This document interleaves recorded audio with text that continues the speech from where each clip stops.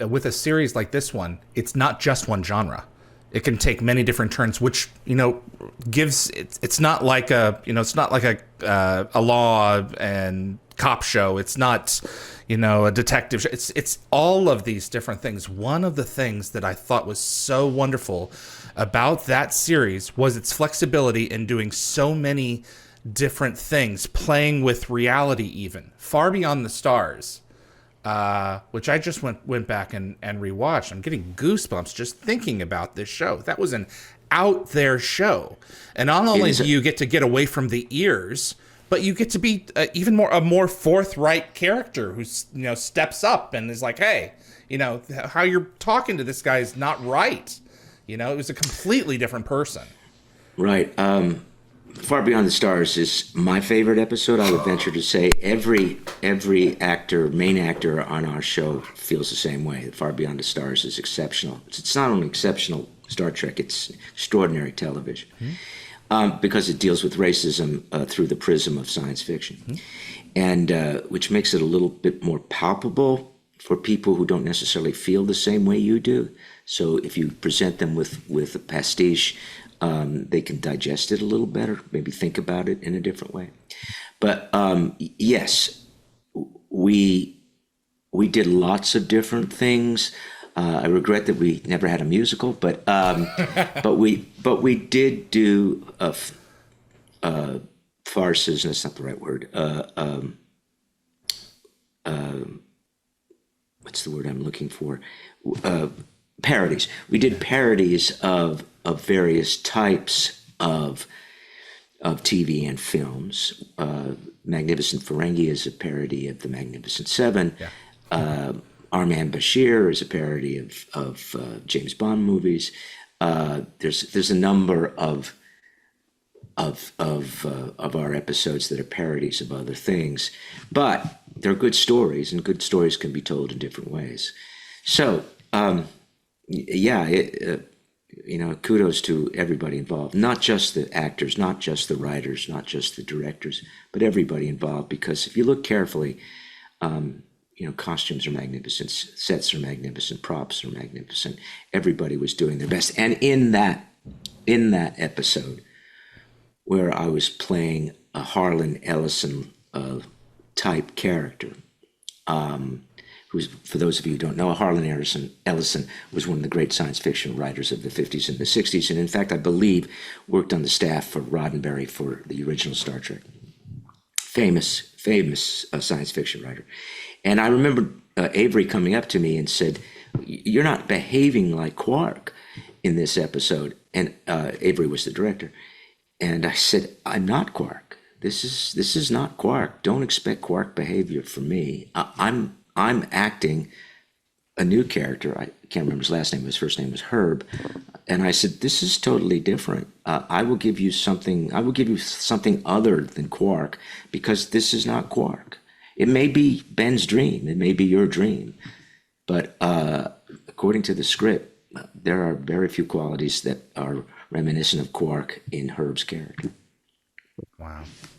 And there was a chance for a little while there, a small one, that the show could have ended yes, as well. As I'm so glad it didn't. Yeah, that would have been a left turn. Episode, yeah. But it also would have been too reminiscent, I think, of Dallas, that it was all a dream. And I'm really glad we didn't do that. Mm-hmm. It's an interesting idea. Yeah, it's an idea. And in hindsight, if it had been a dream, then there would have been no future for it. There still hasn't been any future for Deep Space Nine, except for one or two episodes on Lower Decks. Right. But if it had been a dream, those two episodes would have been impossible. And,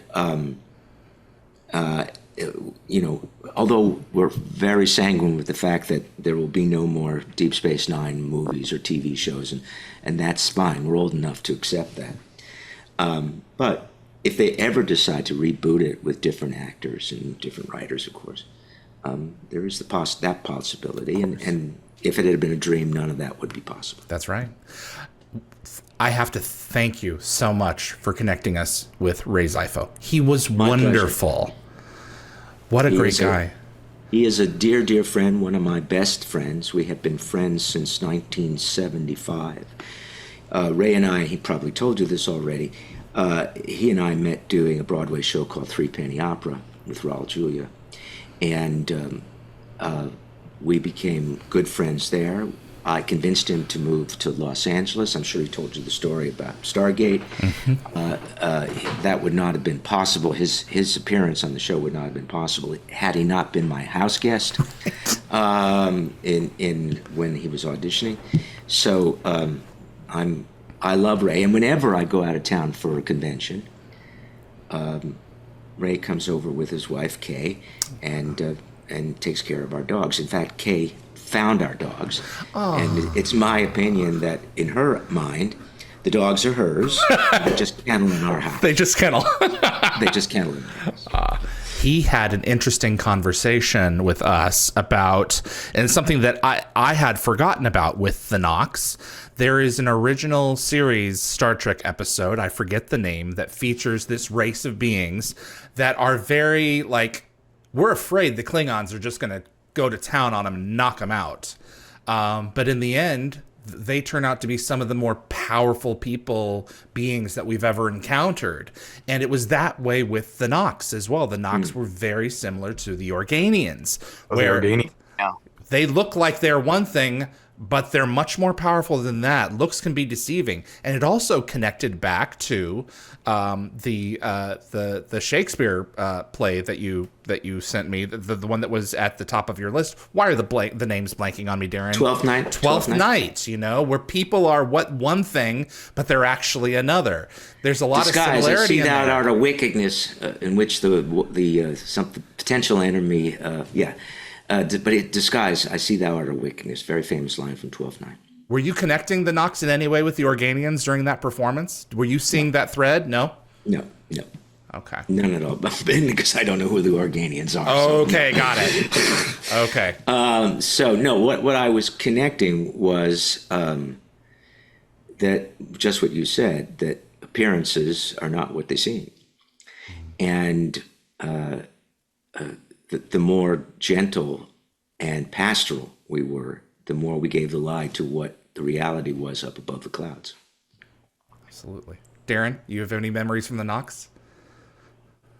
Oh, I'm just thinking about your comparison with the Organians, in that, right, it's our heroes show up, and the premise of the episode is the simple people who need our help, and the team tries to take this parental role in safeguarding them from this external threat, only to find out that they are far older, far wiser, far more powerful.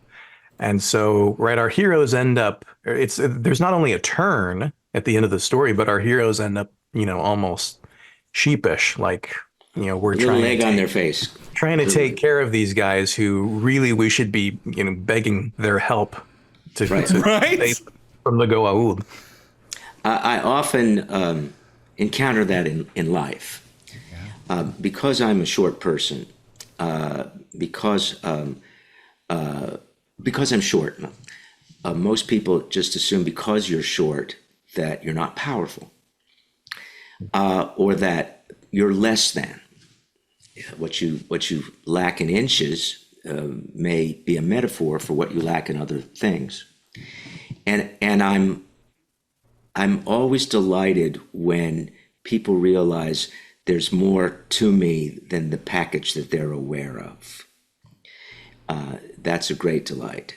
And, so I live these episodes on a day-to-day basis, actually.